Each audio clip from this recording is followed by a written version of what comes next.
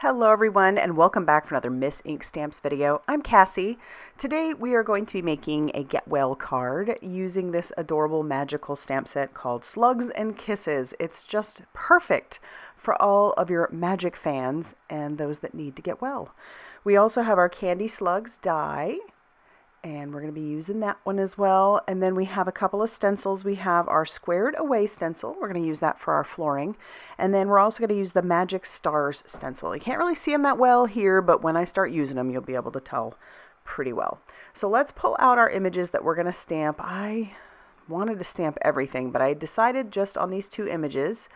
And so I'm this is the first time I'm using them, so I did rub them on my hand a little bit. The oils have a tendency to kind of condition the stamp just a little bit, and then it stamps a little bit better. You can also use just like an eraser as well, rub that over the top of your image and get that ready to stamp. And I've stamped those out using some blackout ink by Ink on 3, and as you can tell, I'm using Olo markers. Those are alcohol markers if you're unfamiliar.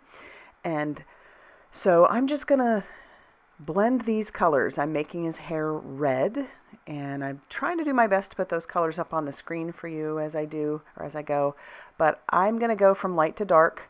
We're only going to use the one color on his face. I'm not doing any shading there. And his eyes will be green. And that's just a Y0. And then we're going to move on to his cape and his pants. Now, I started off with WG3 for his cape. I end up going a lot darker, but this is part of the reason why I usually start light, because you can always add the color on top. Obviously, once it's on there, it's hard to take it away. So I started out going light, and then once I did his pants, I was like, well, I think I want to keep his pants that color, so we may have to go a little bit darker. So these are the warm colors.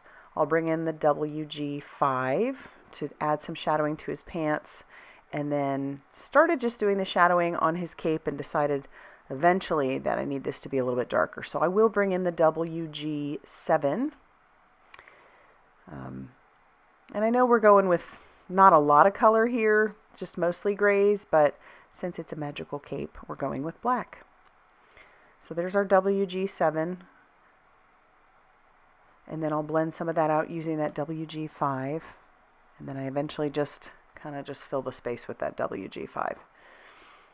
Trying to make sure that the tip of my pen isn't going to get too saturated, because sometimes that does happen.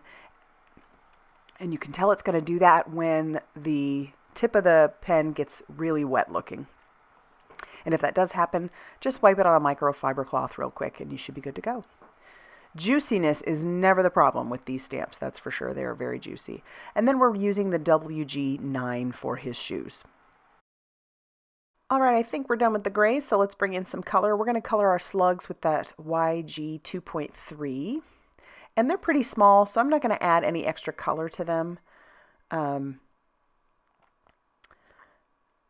then we're going to color in that bucket using some browns. We've got OR 3.7. I will add a little bit darker color to the bucket, but we'll start with our OR 3.7. Just trying to make sure I get around those slugs. And that one did get a little juicy there. Didn't want it to put too much color down, so I did wipe it real quick. Like I said, it doesn't happen that often, but I'm always trying to be aware of it. And then we'll bring in that next color, which is the OR 3.8. And then we're going to tack down our matching dies and run this through our die cutting machine, and we'll have both of our images ready to go. I do want to do a little bit more die cutting, so I'm going to take both of these slugs and we are going to color them with that YG 2.3. So I'm just putting a patch of that color down on my cardstock, and then I'll die cut that out. Once they're die cut out, I'll put them back in there, and then I can add a little bit more shadowing to the bottom of them. And then we can blend that color a little bit more. So there you go. Our slugs are ready. Now we can start working on our background. Love this. So I have it tacked down with a little bit of mint tape to my Tonic magnetic platform. And I've brought in that Squared Away stencil, and we're just going to use the magnets to hold that down. I'm using pumice stone along with my blending brush. So the pumice stone is the distress ink. And then we'll move this away. You can see how cool that looks. And then we can move our Post-it tape or our mint tape down just a little bit. And then we can start working on the rest of that background. Now this is going to look fairly splotchy. Hang with me here. It's going to look cool eventually. That color is chipped sapphire, and I brought in another blending brush. And we're just blending that color all along. This paper that I'm using is just a white cardstock I had in my stash. It's not like formulated very well for blending, but I'm not worried about it because in the end it looks pretty cool. This is a nighttime sky, so I don't mind that it looks the way that it does. I'm bringing in some black soot now and another blending brush, just the black one that I have, and I'll blend the black around the edges. And again, it still looks splotchy, but meh, I don't care. So now I'm bringing in my Magic Stars stencil, and I am going to bring in some solar paste. Now, this is from Simon Hurley Create. It is a really beautiful paste. It's like a golden color. It's called Golden Hour. And we're just going to put that all over those stars. Now, what makes this solar paste so cool is that it looks like a light yellow here, but on darker backgrounds, it really shines. If you did it on white, it'd have a little bit of color, but it would mostly just look white. So this stuff is so pretty. I need that to dry a little bit, so I'll set that off to the side, clean up my mess, and then I am going to bring in a solar spray. Now, these are new. I'm using the color Beluga. It's a blue. You just want to make sure you shake that up at the bottom, get all that mica spray spread around in there. And I'm just going to spritz that on my background and kind of let that sit for a minute. And as it does, it's going to, get a little bit deeper, but take a look at that in the light. All that shimmer we have going on. Oh, I just love this background. It's so pretty. So now we can attach it down to our card base, which just measured 5.25 inches by 8.5 inches, and it was scored at 4.25. So it's a side folding A2 size card.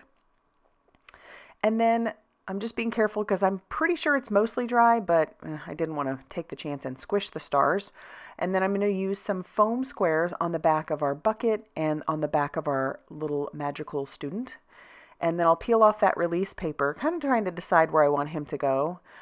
I wish I would have put him a little bit more in the middle, but it ends up working out because I use the sentiment to kind of frame it up and let your eye do what it wants to do, which would be to work from, in this case, it'll go from left to right down, from top to bottom.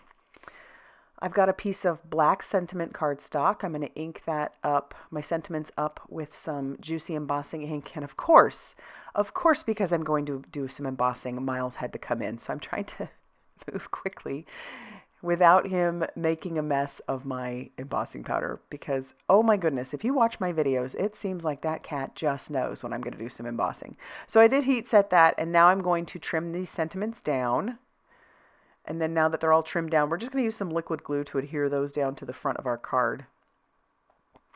And then I'll put the slug, one of the slugs on top of the sentiment there because I didn't cut it perfectly straight. So if I put that slug on top, it'll make it look better, right? And then I'll glue the other one down to the bottom. So sorry you're feeling sluggish, better out than in. And then I'm going to stamp Slugs and Kisses on the inside of the card. And I am going to glue down this last little slug on the inside also. He's going to be down there by the Slugs and Kisses. And then now that's going to finish off the card for you today. I hope you like it as much as I enjoyed making it. If you do, please hit that like button. Definitely consider subscribing if you haven't already done so. And huge thanks for sticking around, watching the video, using my affiliate links. All that stuff helps me to keep producing videos. And I will see you very soon in another video. Bye, everybody.